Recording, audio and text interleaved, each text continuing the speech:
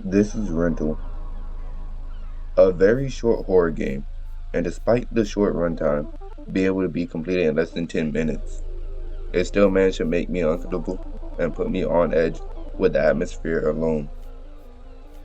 This is a game about you going on a family trip. Your family gets to a rental place, and the rental guy you're supposed to talk to is nowhere to be seen. For some reason, your parents decide to send you into the house to check it out and see if he's in there instead of going in themselves.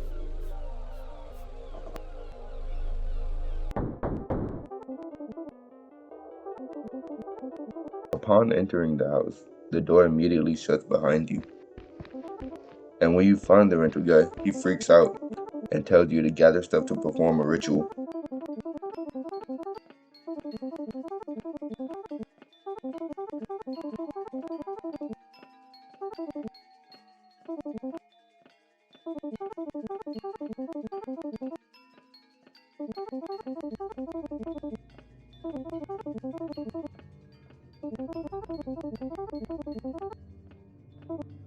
Before literally just erasing himself from existence, coming back to tell you a few important steps that he forgot,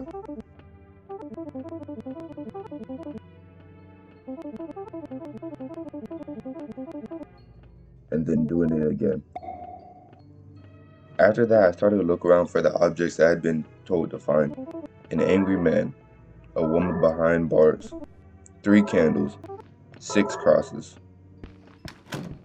You can interact with lots of things in the house, but most of the dialogue resulting from it is uninteresting. And while interacting with things, I found this closet. Nothing here, but it looks like a good place to hide. A hiding spot. What would I ever need that for? And despite the fact that there are no chases in the game, no creatures following or searching for you, I constantly had this line and this wardrobe in the back of my mind. I viewed it as my safe space if anything happened. In fact, when the ghost started showing up, the closest thing this game had to a jump scare, that was the place I immediately ran to afterwards, just to get the same line of text as before. I got a little lost while exploring because I had missed some spots I was supposed to check, so I had to look up a tutorial to get moving again. Nothing really crazy happened. I found a key that opened a door to a mirror maze. I found the last few crosses in there, and then I went to do the ritual.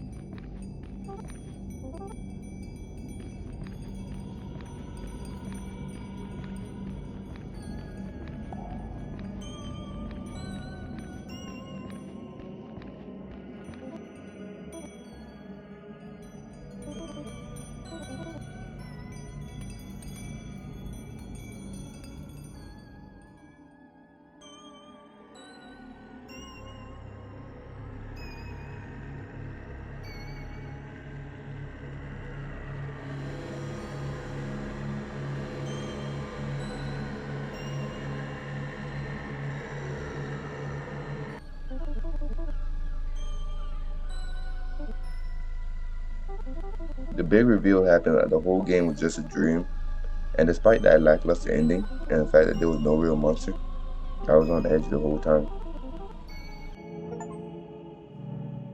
The game just built the perfect atmosphere for making a player feel uncomfortable and make you feel like the whole time you're just waiting for the big scare to happen, and nothing happens at all. While I'm a person that gets spooked more easily than others, I still believe this is a great example of indie horror done right. You don't need the big scares and crazy reactions to be a successful horror game. Just be able to build tension and keep that tension throughout the whole experience, having the player second guessing all the time is good enough. But then again, the jump scare simulators are usually the ones that blow up on YouTube and make more money and start whole franchises. So maybe you should chase the money, and maybe that's the game that you should make. It's up to you.